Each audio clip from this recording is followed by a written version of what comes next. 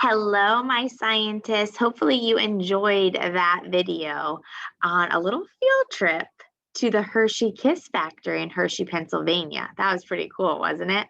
So, like I'm sure you guessed, today we're going to learn a little bit about Hershey Kisses and the man who invented them, which they mentioned in the video. Let's see if you can remember it.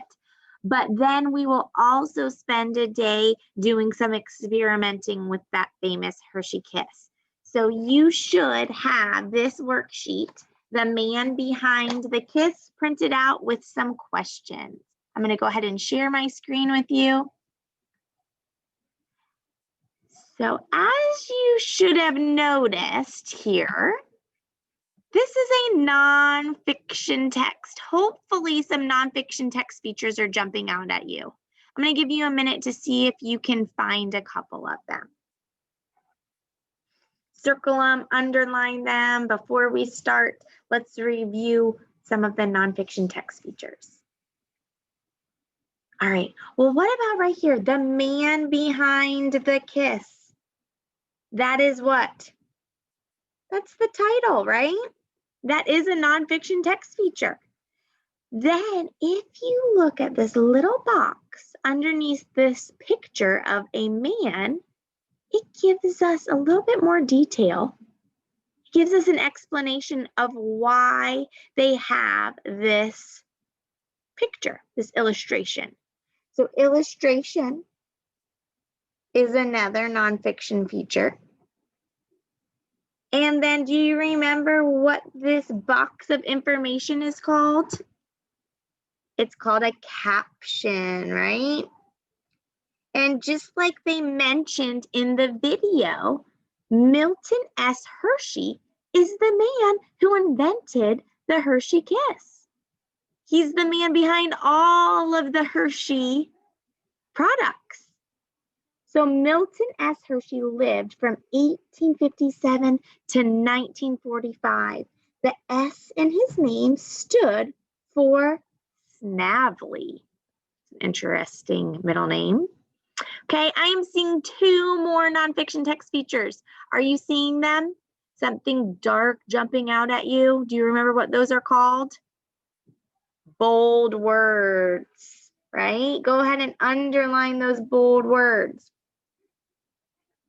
So remember, the importance of bold words is they're new words or words that they want us to know that are important in the passage.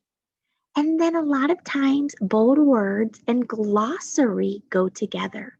The glossary is just a fancy nonfiction word for dictionary. And it's going to tell us what some of those bolded words mean. It looks like they've got apprentice and confectioner and thriving. So let's go ahead and just look at those important words in the glossary real quick. So when we get to those, we might have a better understanding of what they mean. So apprentice is a person who is learning a trade from a skilled employer. So it's kind of like a teacher. Apprentice is kind of like the student, right? That's learning from a teacher that's skilled in a specific job. Confectioner, a person whose job is selling and making candy. Ugh, that sounds dangerous. I think I would do too much taste testing. And then we have thriving, to do well. Okay, so let's spend the next few minutes together reading this passage. You should have it printed out. You should be able to read along with me, and then we will answer the questions together. And hopefully by the end, we are Hershey Kiss experts and ready to graduate to our Hershey Kiss experiment for tomorrow. All right, here we go. Go ahead and read along with me. When you think of Valentine's Day candy, you probably think of the world famous Hershey milk chocolate bars or Hershey chocolate kisses. In the early 1900s, a young man from Pennsylvania named Milton S. Hershey created the world's largest and most famous chocolate factory. Built with hard work, determination, and a dream, Hershey's factory not only produce delicious treats, it also built a town, just like in the video. I'm curious if any of you have ever visited that town. I loved the street lights that were Hershey's Kisses. I've never been, but that's on my bucket list. Milton S. Hershey was born on September 13th, 1857 in Derry Township, Pennsylvania. He was an only child, raised primarily by his mother. She instilled the values of hard work in her son from a young age. Milton was only able to go to school for a few years before having to begin work. He started apprenticing with a confectioner. So those are those two words we read in our glossary. So he went to like real school, like real life school, not school where you learn math, but working school. So he apprenticed with a candy maker. And he did that in Lancaster when he was only 14. He worked hard and learned a lot. After 4 years, he borrowed some money from his aunt to open his own candy shop in Philadelphia. Unfortunately, after 5 years, Milton had to close his shop due to little sales. He didn't let that get him down. He decided to go to Denver, Colorado, and continue to learn about candy making. I like his dedication. Again, he tried to find success in opening his own stores. Milton opened a candy shop let's go ahead and turn to look at the next page. In Chicago, and it failed. So 2 times he's tried so far, and he has not been very successful. Let's see if he gives up. He then tried to open another shop in New York, and that one failed too. He decided to go back to Pennsylvania and try one last time. Success. Milton ran a very successful candy company called the Lancaster Caramel Company. It was very popular. His business was thriving. And if you look down at the glossary, that means what? Doing well or doing bad? Doing well, right? He sold and shipped caramel candies all across the country. After a few years, Milton had an idea that he thought was even better than making caramel candies. Can you infer what it is? I just lost my place. Let's see. He wanted to create chocolate bars using milk. To focus his attention on making milk chocolate, Milton sold his company for $1 million and opened a chocolate factory to experiment creating candies with milk chocolate. Milton knew the secret to making delicious chocolate bars was to include milk in the process. He started a farm so that he would have endless milk to try new recipes. He worked hard day and night to find the right mixture. In 1899, he finally found the right recipe and became the first American to manufacture milk chocolate. By 1905, Hershey's Chocolate Factory was producing many different chocolate novelty items, like the innovative chocolate kiss. This Valentine's Day, when you pick up a piece of Hershey's chocolate or unwrap a little chocolate kiss, think about the clever man who never gave up on his dreams. Wow. I don't think you're ever going to be able to look at a Hershey's bar or a Hershey's Kiss the same. Are you? I know I'm not, because I'm going to always think about Milton S. Hershey. He didn't give up. I like him. All right. So now you should also have some questions, my friends. Okay? And it says, after reading the passage 2 times, we read it together once. I think that's fine. We're going to also go back to find the answer, so I think that can count as our 2 times. Respond to the questions below. Be sure to use complete sentences and information from the passage to support your ideas.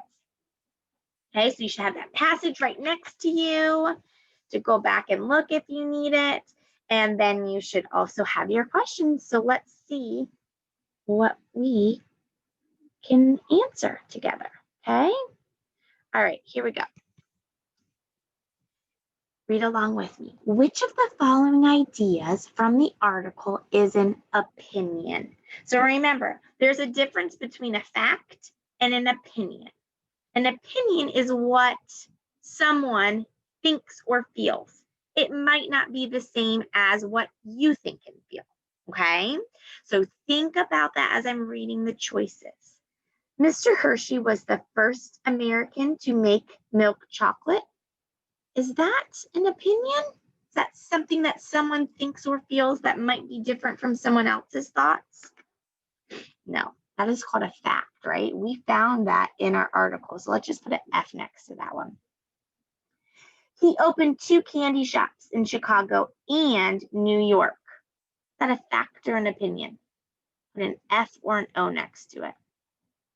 That's a fact. That was also in the article. Mr. Hershey was a clever man. You think that's a fact or opinion? That was in the article. But articles don't always have facts. They can also have opinions. I agree with that opinion that he was a clever man. Some people might not, but that is an example of an opinion. And then let's look at the last one. Milton S. Hershey, was an only child. Is that a fact or an opinion? Is that something people think and feel, or is that something that we learned from the article? What's a fact? So go ahead and circle the opinion. A, B, C, or D. You should have picked C. Although I think you and I can agree that he was a clever man, that's just how we think and how we feel. Other people might not feel that way about him. All right, look at number 2. The word innovative is not included in the glossary. What do you think innovative means? How do you know? All right, let's go back and see if you can find innovative. We underlined it. Here's innovative right here, right? Let's read the sentence around it. By 1905, Hershey's, I can't say that today, it's a tongue twister, chocolate factory was producing many different chocolate novelty items, like the innovative chocolate kiss. All right, innovative is a hard word. Innovative means like creative and original and new. Okay, what word do you think is kind of that context clue? So I told you what innovative means, but I want you to take a minute and in that sentence, what could you underline? That was that context clue that helps us understand what innovative means. Go ahead and underline it. You should have underlined different chocolate, like different, right? He was producing many different chocolate novelty items. So all different original chocolate items that other people hadn't thought of yet. They hadn't created yet.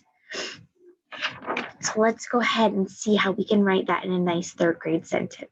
Remember, we want to restate the question in our answer. So we should start by saying something like, the word innovative means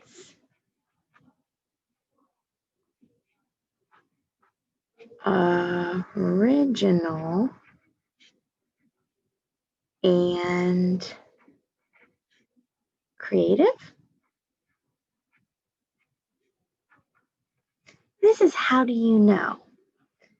I know because, don't say Mrs. Harp told me. I know because in the text, it included what word? Different, right?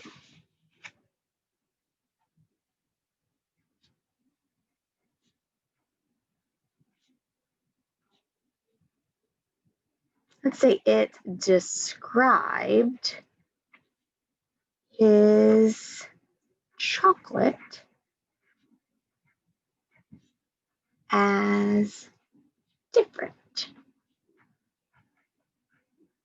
Do not forget your period. Take a minute and use your brain cam and take a picture of this sentence.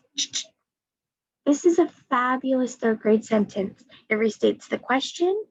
It answers everything the question is asking. It starts with a capital letter. It ends with a period. Try to remember when you're doing this on your own to write like this, okay? All right. Last one. What lesson can you learn from Milton S. Hershey? Explain. What do you think about? Well, kind of what we talked about. Was Milton S. Hershey successful when he first started? He was not. He failed a lot of times, right?